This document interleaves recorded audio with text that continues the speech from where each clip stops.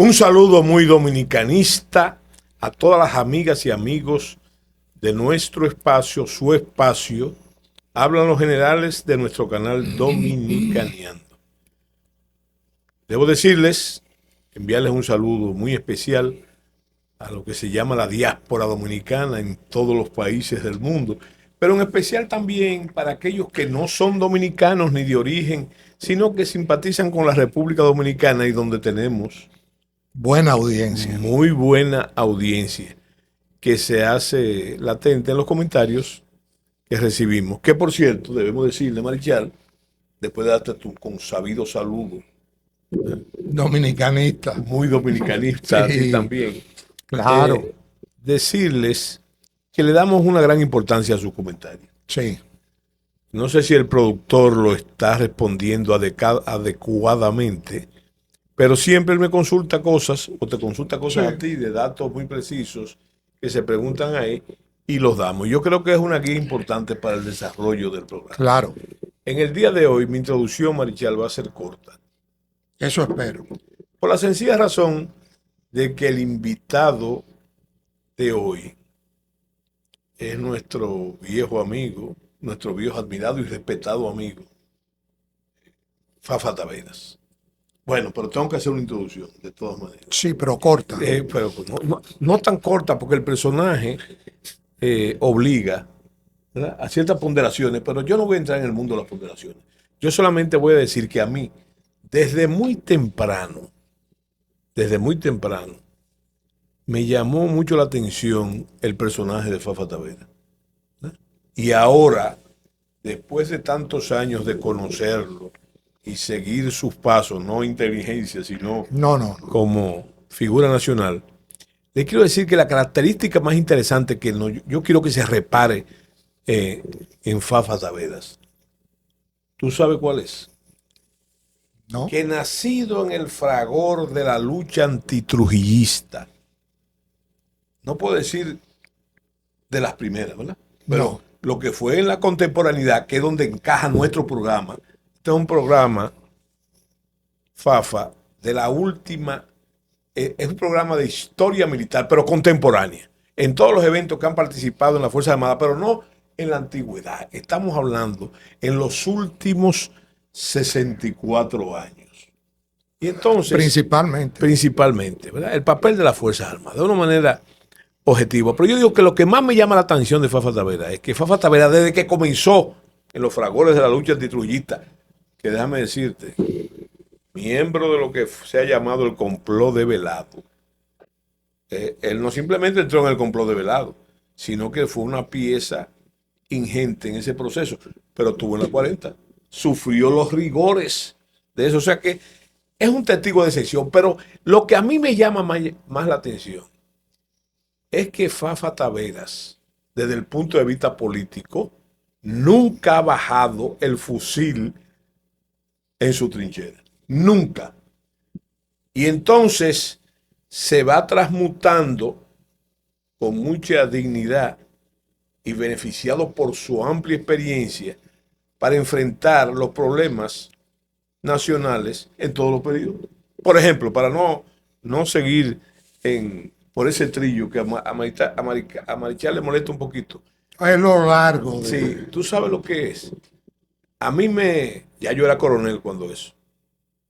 Ya yo era coronel. Cuando a Fafa se le ocurrió, creo que en el último gobierno de Balaguer, lanzar la teoría de refundar el Estado. Sí. No sé si Fafa recuerda eso. Pero mira, eso no fue una perestroika. No fue una perestroika. Pero se parecía mucho. No, se parecía, pero en el sentido proactivo y profético de lo que está pasando en la actualidad del país, cómo se han ido agotando las viejas estructuras de ese gobierno del que Juan Bosch dijo en una ocasión que Trujillo era el creador del Estado Dominicano. Yo pienso que si seguimos envueltos, y en la medida que se va agotando, nosotros seguimos envueltos en la funcionalidad trujillista del Estado, ¿verdad?, con grandes cambios, porque hay que decir de lo que Fafa es partícipe, porque esos grandes cambios que han ocurrido, nosotros en el pesimismo dominicano decimos, lo primero que decimos, esto se jodió, primero. Pero antes de eso, entonces una negación de que como que no ha pasado nada. Y ha pasado mucho. En estos 62 años ha pasado mucho. Y entonces hay cosas que la persistencia siguen presentes por la persistencia de esa figura sobre el trujillismo funcional.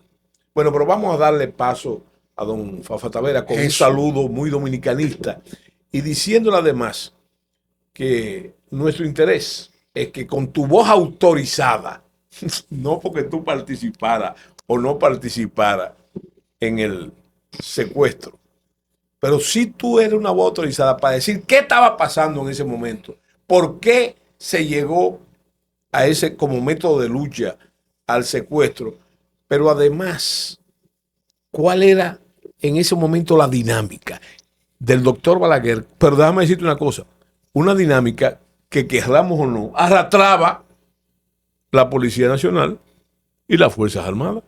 Y los eventos están ahí, están llenos. Fafa, bienvenidos en nombre de Marichal y mío, y por favor, te dejamos los micrófonos. Gracias. Yo tengo un criterio con lo que me estoy guiando ahora. El pasado no tiene arreglo, pero el pasado es una referencia, pero de ninguna manera es una guía. Mi preocupación es la actualidad y el porvenir. Y he dicho que en la actualidad se está cumpliendo un proceso que de diversas maneras fue reclamado. Yo digo que desde la fundación de la República, con Pedro Santana, yendo a acercar a lo que hacían el proyecto de constitución para fundamentar el paso de declarar nuestra independencia de Haití, cuando él fue ahí y llevó el artículo 210, era imponiendo la hegemonía del jefe por sobre todo la institucionalidad. Y eso caracterizó la historia dominicana a todo lo largo y logró con Trujillo personalizar, darle un sentido individual y personal a esa legitimación de la jefatura que comenzó con Santana. Incluso muerto el jefe, y en la propia victoria de Bosch en el primer esfuerzo democrático, vio Bosch siendo portador de un buen mensaje de lo que debíamos hacer, tuvo una visión que yo no la ignoro, que fue decir borrón y cuenta nueva. Y como él no enfrentó la herencia lo acabó a él a los 7 meses, porque había dejado el trujillismo intacto. E incluso frente al hecho de tumbar a Bosch, se profundiza la necesidad hasta militar de enfrentarlo, y así como Manolo Tavares y un grupo se sacrifican carente de una comprensión del problema y de preparación, movido por la emoción y el compromiso subjetivo de que había que enfrentarse a Trujillo. Y mira cómo terminó entonces el vacío con el levantamiento militar, que fue una ruptura de verdad de todo el proceso de la sujeción de las Fuerzas Armadas al mandato de la dictadura, del soporte de la Guardia y la Policía al autoritarismo de Trujillo.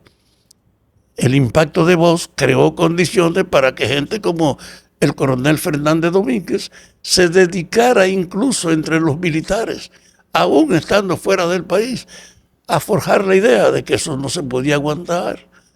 Oye, Francis Camaño y Fernández Domínguez eran hijos de 2 jefes fundamentales del trujillismo, de Ludovino Fernández y sobre todo Fausto Camaño.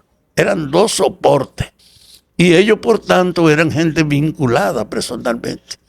Y es así que fue fácil para Fernández Domingo incorporar a Francia, que era el jefe de los cascos blancos, el instrumento de la represión, por lo que yo había tenido con él varios confrontaciones, porque en el fondo, donde quiera que había algo, se aparecían los cascos blancos. Y un día el 26 de julio de 1963, ya vos estando en el poder, y el 14 de junio estando legalizado en el Conde esquina Duarte, teníamos la bocina puesta hablando del éxito de Fidel con motivo de ese día y la trascendencia, y Francis apareció con 2 vehículos. Ocupó el frente del edificio donde estábamos nosotros en el segundo piso. Y entonces cuando yo veo que se ponen eso, yo era responsable de prensa y propaganda, bajo a preguntarle qué es lo que pasa. Y él me dice, ¿qué es lo que pasa? Callen esa bocina, tienen 3 minutos para callar esa bocina. Y yo comienzo a hablar, me dice, mire, le faltan 2 minutos. Y yo sigo hablando, y dice, me falta 1, y cuando me dio falta 1, yo salí corriendo. Y entonces él me acabó a tiro, tumbó las 2 bocinas, y toda la gente del 14 tuvimos que salir corriendo por la parte de atrás.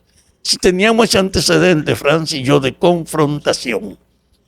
Pero yo encuentro que la noche del 27 de abril, después de la explosión, el 24 del movimiento, se produjo un hecho descomunal. Y es que el embajador norteamericano no estaba en el país cuando explotó la subversión militar. Y entonces llegó, hablábamos de sábado, que era el 24, domingo 25, lunes 26 y martes 27. Y el martes 27 el embajador llegó aquí, llamó a Peña Gómez, llamó al que era el jefe provisional en lo que llegaba vos, que era el presidente de la Cámara de Diputados, el diputado que estaba ahí. La Molina. ¿Quién? Molina Ureña. No, Molina Ureña no. No era Molina Ureña. Era apellido Giraldes, creo. Era otro señor. Pero el hecho real es que el embajador llama entonces a Peña Gómez, llama al que era el presidente de la Cámara de Diputados y además llama a otros civiles, los reúne y les dice, Estados Unidos no puede permitir este levantamiento. Y yo estoy aquí para ofrecerle a ustedes mi mediación para lograr que lo traten sin mucha consecuencia. Cuando le dijeron eso, Molina Ureña era él. Presidente de provisional.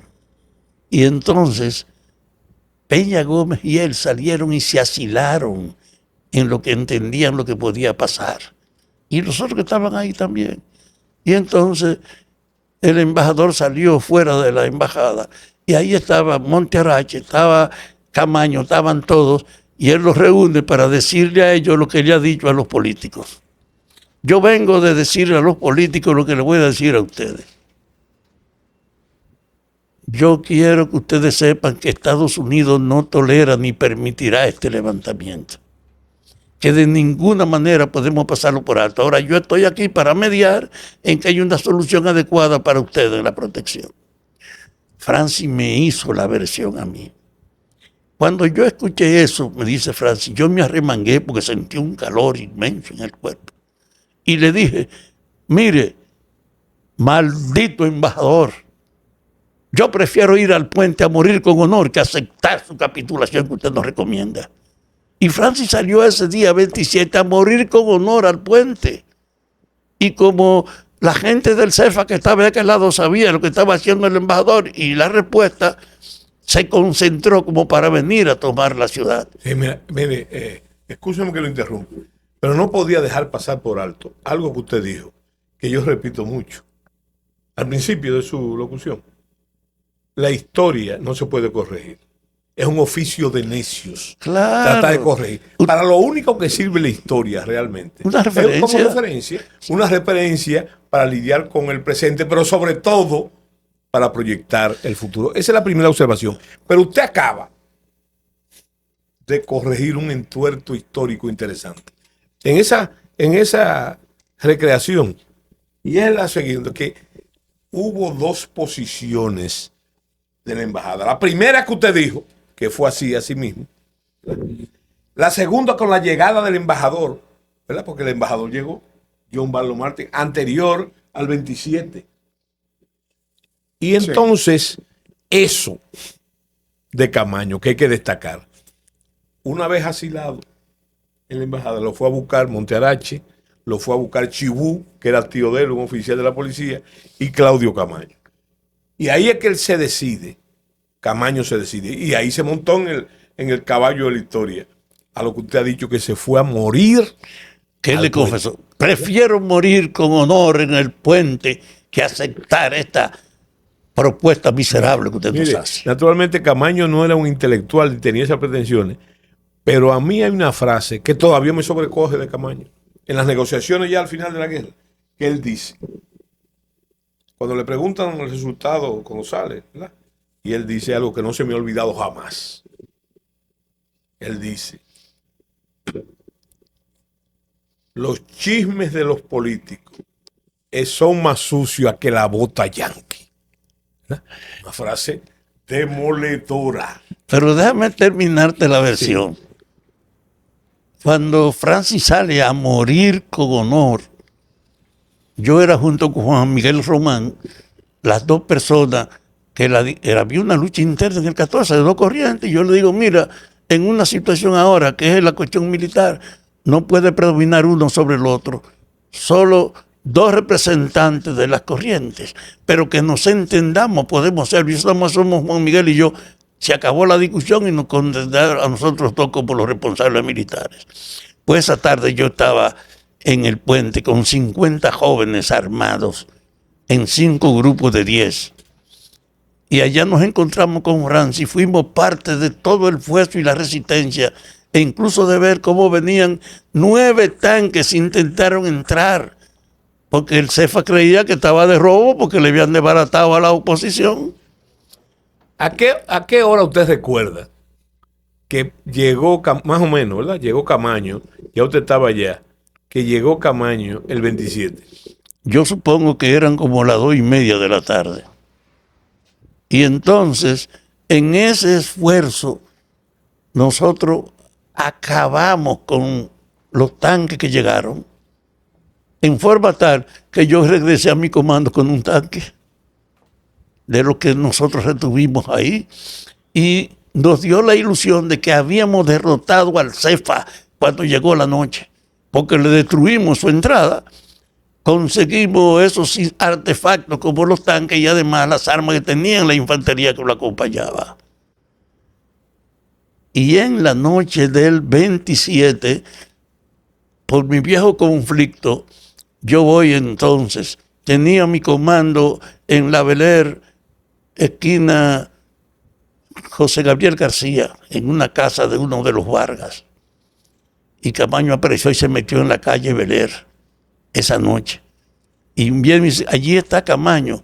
Y yo aproveché esa noche para ir donde él, por lo que teníamos nosotros y por lo que había ocurrido esa tarde. Y cuando yo entro, el que estaba en la puerta me dice, no, yo quiero ver a Francis. Y él le dice a Francis, que estaba en el fondo de la habitación, de espalda, aquí está Fafa Tavera buscándolo.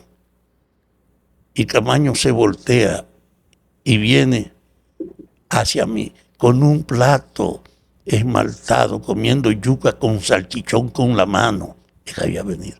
Lo pone ahí y nos abrazamos sin decir nada. Este es otro momento. Aquí es otra la vida. Ahora es la colaboración entre nosotros la que se impone. Y comenzamos una relación impuesta por esa concepción mutua de que había una transformación en la realidad. Y ahí entonces él me dice, para consolidar esta victoria hay que recuperar el control del cuartel de la policía. Y yo tengo vínculo con un paquete de oficiales que me han dicho que si vamos no nos van a hacer resistencia, que van a aceptar el rendimiento. Pero tenemos aquí a la Fortaleza Osama, es el primer desafío. Eso es el 27. Y entonces decimos en la noche, bueno, vamos a vernos mañana para que organicemos esta ofensiva. Y después de las 10 de la mañana nosotros recibimos la información del presidente Lyndon B. Johnson de que Estados Unidos había autorizado el desembarco de 500 infantes de marines para proteger la periferia de una embajada ante el desorden que primaba en la capital.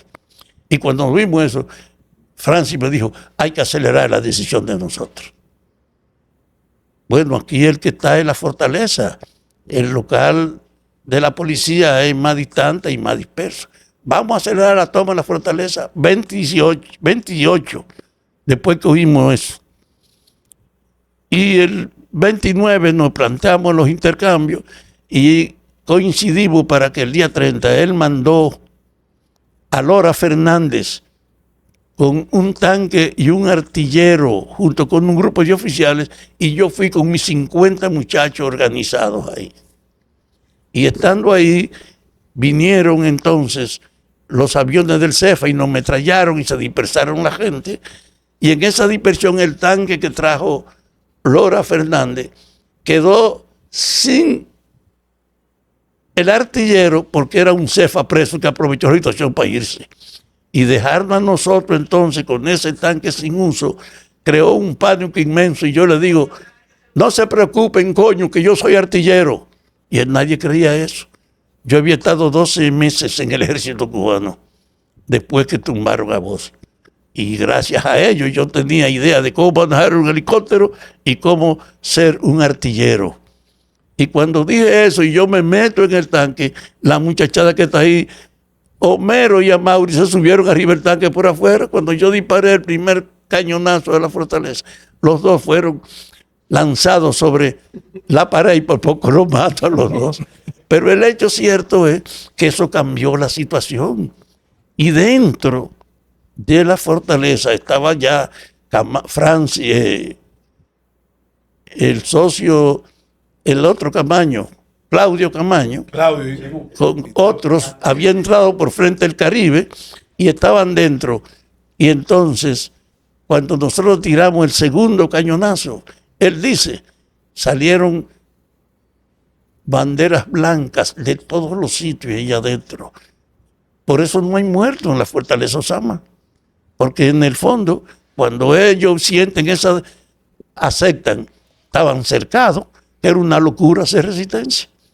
Y entonces yo entro con un mapita que tenía de la distribución a el local donde estaba la cárcel de la fortaleza, buscando los asesinos de la hermana Mirabal.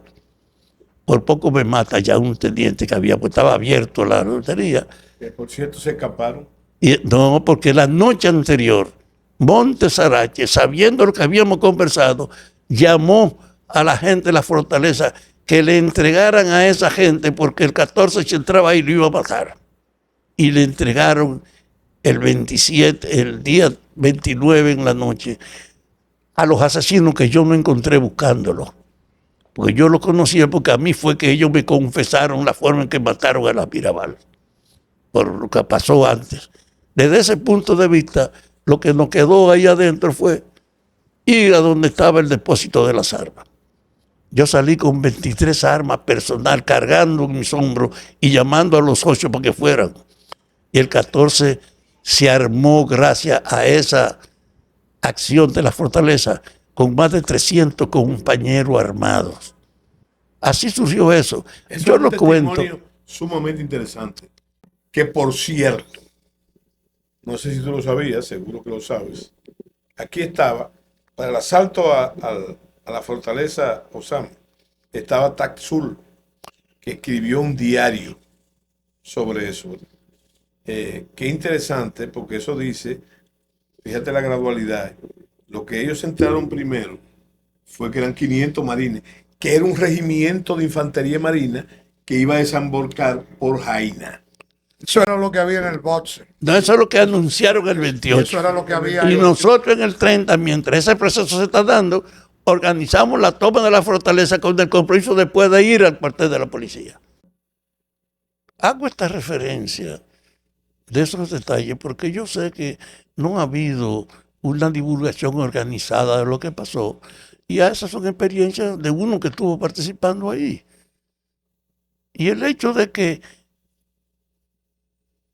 yo estuve al frente cuando se abre la puerta, Claudio estaba dentro y yo estoy dentro de la fortaleza, los militares no tenían medios para asumir la prisión de los que estaban ahí. Y me dicen, ¿y ustedes pueden? Sí, nosotros podemos. Y yo organizo entonces el llevarme a todos los militares que asumían la entrega, andando con Piqui Lora, una mujercita pequeña que había sido guerrillera, que era abogada y que éramos amigos y que ella fue conmigo a esa batalla. Y entonces... Escúchame, que fue la primera esposa de Rafael Solano. Así es. Le decían Piquitina. Piquitina, pero sí. Además, yo creo que es tía de Uchi Lora. O hermana de Uchi Lora. Hermana de Uchi Lora. El La hecho mamá es de que, Laura Costa. que esa, sí, la mamá de Laura Costa, sí. Pero el hecho es que yo le tenía una plena confianza porque conocía su integridad y su coraje. Y entonces le digo, yo me llevo a los presos y la llamo a ella para que nos lleváramos. Primero mandé un grupo que cercara el Palacio de Justicia de Ciudad Nueva para meter a todo el mundo, a todos los presos nuevos. Y nosotros tenemos filmaciones de cuando iban caminando con la mano en la cabeza, hasta descalzos, los militares que cogieron. Y lo llevamos a todos los que estaban ahí bajo mi responsabilidad. Y lo llevamos a ese recinto que yo había mandado a acercar primero. Y cuando estamos allá, yo fui con Piqui. Y le dije, yo creo que ven con una representación, y tienen 4 generales de los que estaban ahí. Miren, esta muchacha es una abogada que fue guerrillera, es la responsable que yo voy a dejar aquí para que cualquier problema de ustedes se lo planteen, para que cualquier llamada, ella tiene la mejor vocación para resolverla. Pero le voy a decir a ustedes una orden a ella delante de ustedes.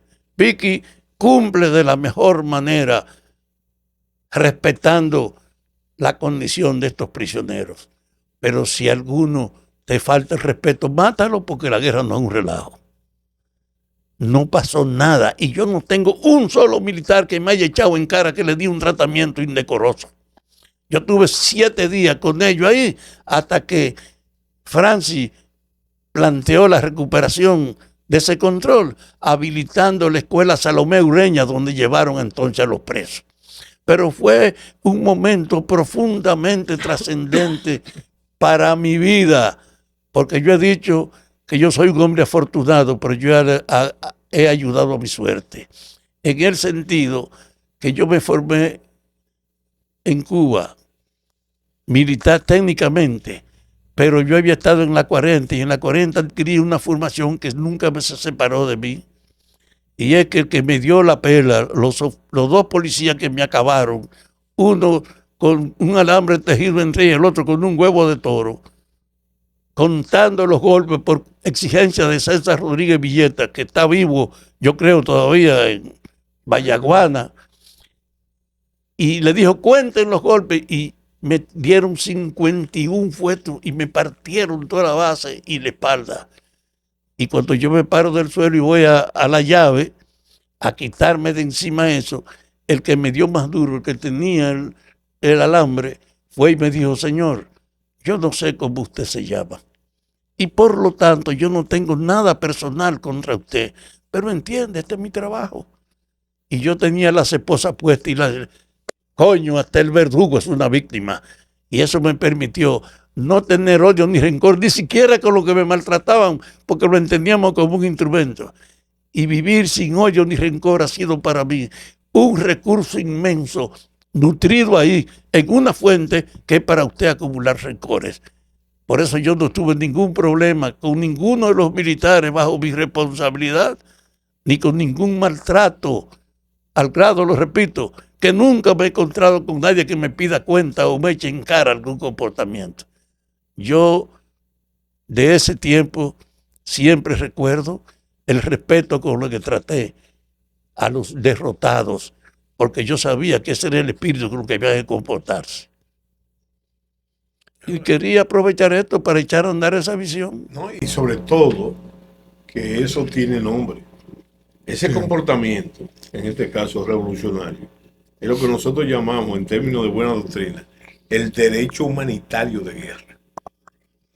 Tú dijiste, importante, que tú eras un hombre afortunado y lo explicaste, pero te faltó decir, lo digo yo, que la suerte, ayudando a la suerte, siempre fue en buena lid, porque ni hubo ni horrores de maltrato, ni tampoco indignidades. Solo nos resta en este caso, eso nos recuerda una frase popular que dice que vinimos por lana Salimos y tranquilos. salimos tranquilados, porque, óigame una cosa, usted, sin tener el propósito, usted le puso fin a la saga de la batalla del puente. Primer episodio de la saga a su mismo tiempo de la Guerra de Abril. Entonces nos sentimos no solamente obsequiados, sino también galardonados con sus palabras. Lo felicitamos y esperamos, Fafa, que esto no sea la última vez, porque no te hemos tratado tan mal tampoco. No, pero yo te quiero decir una cosa. Sí. Yo fui, mientras tú te ejercitabas como jefe de las Fuerzas Armadas, una persona que tuvo un buen reconocimiento de cómo tú lo hacías. Entonces, yo soy de lo que cree que el compromiso mayor es modificando la policía y las Fuerzas Armadas. Porque a un policía, como lo tenía esto, ganando 18,000 pesos, 15,000 pesos y siendo autoridad, tú no podías pedirle que él fuera tan pendejo para que no se buscara con sus recursos los medios. Es decir, la corrupción en el ejercicio policial estaba determinada por el tratamiento oficial. Había que subirle su sueldo, modificarle el servicio para entonces inaugurar una reformulación de la policía. En eso estamos. Y aún yo digo, hay que subirle más los precios. La fuerza que tú ves en la frontera tiene más que la gravedad de la provocación aquí, allá, porque en la frontera terminó siendo también un negocio del intercambio de uno y de otro, que hay que cambiar a la policía. Pero lo mismo digo de las Fuerzas Armadas. Es decir, que esta idea del cambio no puede reducirse solo a la institucionalidad civil, sino a todo el orden del Estado. Y mi satisfacción es decir, oye, llegar a este momento y verlo es una cosa excepcional, porque por eso se han muerto miles de compañeros soñando con un momento como este al que ellos nunca llegaron. Gracias, Fafa. Muchas gracias.